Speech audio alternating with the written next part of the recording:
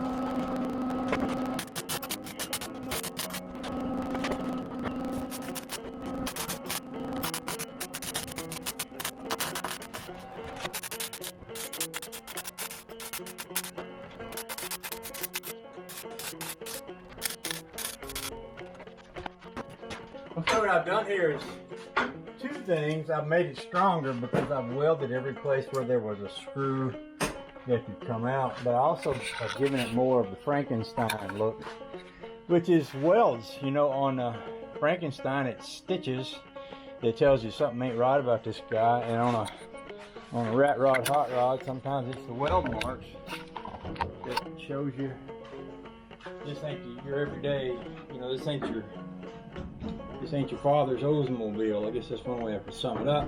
That used to be a popular commercial. When we were racing, our first race car, our first real race car was an Oldsmobile. Shouldn't say it was a real race car, but it was real enough. And that's kind of a joke back then, although nobody's heard that commercial now in probably a lot of years. So many that most people don't know about that commercial, but it was one time a real commercial. It said, well, it was back when the 442s came out, and it said, "This ain't your father's Oldsmobile," meaning that this is a hot rod. It's not a big old slow car like what your dad used to drive around. It's built for comfort, it's built for speed.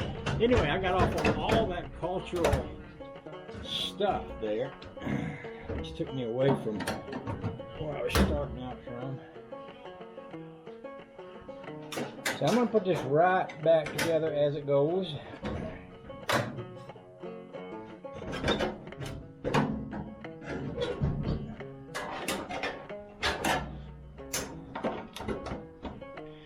And then we're going to, if the Coke sign is dry, we'll put it on there. And then we'll be done with the back of this.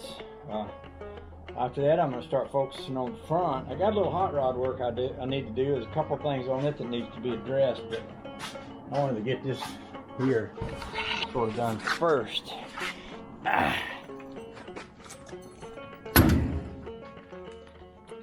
And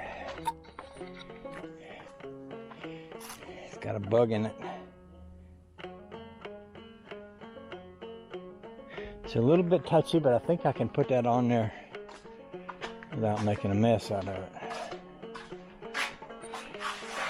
So,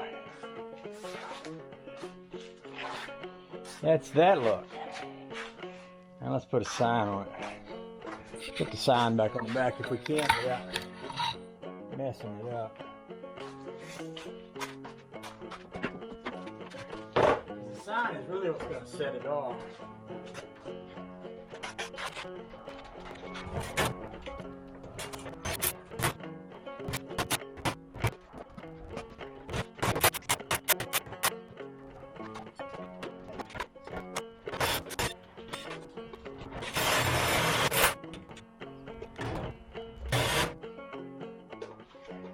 Now the other thing that needs to go in there is the Philco sign.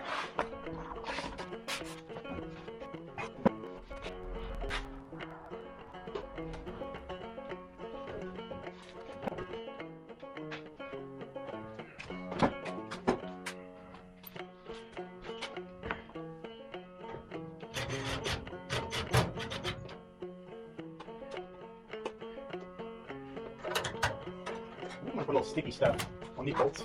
No, I don't want them to come out. Back off, back them out. I don't want to lose that Philco sign. I'm gonna put a little rubber sealant on it. So I put them in.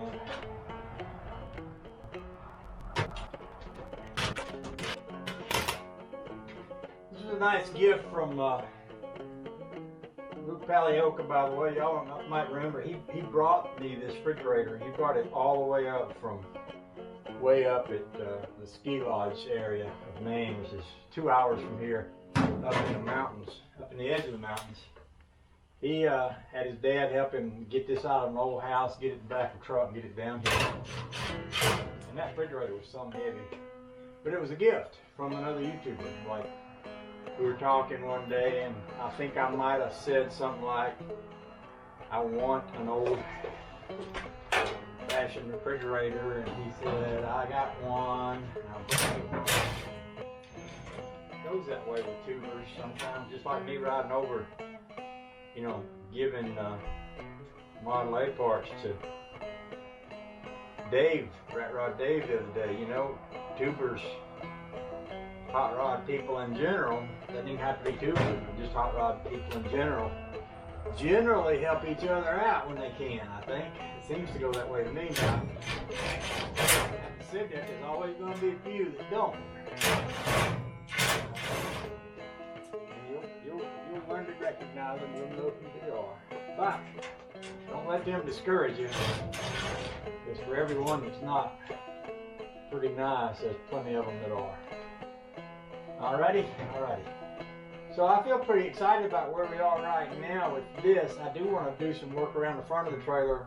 I'm going to build some kind of little, I'm thinking about building something like a little running board around there, but I really feel like for back here and for now, we can call this done. It crossed my mind to possibly spot weld the edges of this sign onto here, but I don't want to overdo the kind of on the Coke machine itself, Coke sign itself, because that's the thing that kind of makes up for all the other ugly work, you know, that's showing here. If it's all ugly, then it's not very much. There's not very much to make you want to look at it or recommend it. But if it's kind of a combination of some work that's so ugly it's kind of pretty, which is a lot of times what you get on a hot rod, you know. I mean, it's not pretty, but you can't stop looking at it, you know. It's like that. I went to the dump the other day. I know it got worse at the dump. He's a Mopar man, and I need a few more welds right there. But I went to talk to him, and there was a guy that wasn't a car guy looking at my car, and he said he looked at it for a long time with a quizzical look on his face, and then he finally, it's like it came to him, and he said, I know what this is. This is a shock rod. Shock. Like electrical shock. I'd never heard that phrase. I guess it's, you know, I know there's TV shows where they talk about cars.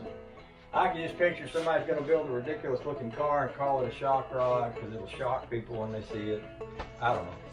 But anyway, that struck me as just one of those interesting things. Like, okay, there's another name that doesn't mean anything to me, but there you go. That's what some people need to call it something. I guess that's what they call it. So that's okay too. That's what they want to do. It's okay with me.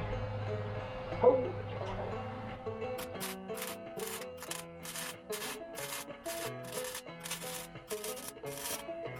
It's welding my fin on there.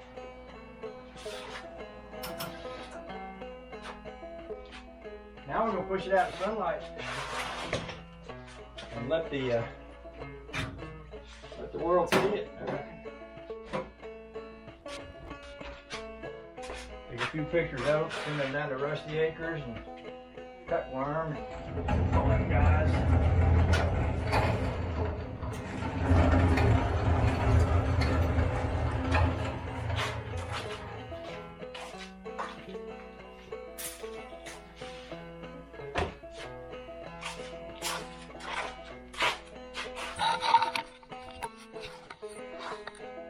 Now I don't have the tail lights on it, and I can work on putting them together too. I think what I'll do, I discovered a brake leak on the rat rod, so I think I'm gonna push this to the side, fix that brake leak. Then we'll come back to this.